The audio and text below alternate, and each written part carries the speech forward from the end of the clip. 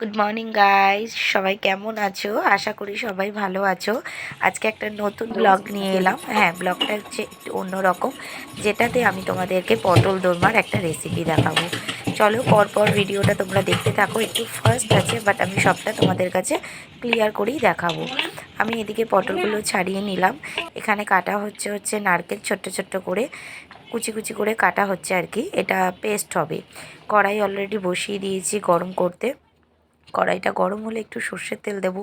সর্ষের তেল না দিলে ঠিক ভালো লাগে না আর কি, বাট অল্পই দেবো সর্ষের তেলটা। তো পটলগুলো দেখে নাও, একদিকটা কেটেছি বেশি করে, আর একদিকটা সামান্য করে তোমার ভিতরের যে অংশগুলো থাকে ওগুলোকে আমরা বার করে নিয়েছি।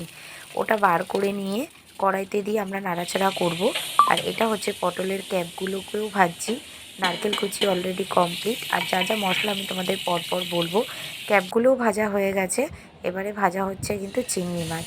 চিংড়ি মাছ ছাড়া এই রেসিপিটা মানে জমে, কিন্তু চিংড়ি মাছ হলে একটু বেশিই জমে আর কি। চলো, এখানে কাজু আর চারমগজ ভিজিয়ে রেখেছিলাম, ওটা অল্প দিয়েছি। সামান্য কুচি কুচি করে পেঁয়াজ দিয়েছিলাম সামান্য। তারপর নারকেল কুচি দিয়েছি, দিয়ে যেটা পটলের ভিতরের অংশ ওটা দিয়ে হালকা আছে বেশ সুন্দর করে ফ্রাই করছি। ফ্রাইটা করার পর এটা একটু যখনই ঠান্ডা হবে, ঠান্ডা হলে আমি মিক্সিতে দিয়ে এটাকে পেস্ট করে নেব। একটু ভালো করেই পেস্ট করব। পেস্ট করা হয়ে গেলে কড়াইতে দেবো, দিয়ে একটু সাঁতলাবো, যেমন আমরা পাতা বাটা খাই ওই টাইপের আর কি। পাতা বাটা যেরকম টেনে নিই জলগুলোকে, ওইভাবে। তো জল অলরেডি টানা হয়ে গেছে। পুরগুলোকে ভরে নেওয়া হচ্ছে পটলের ভিতরে।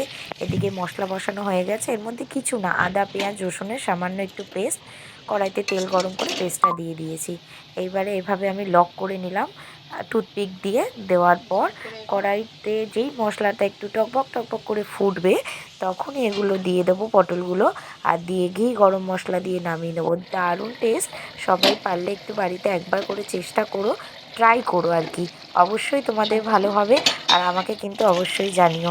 Tata, bye bye.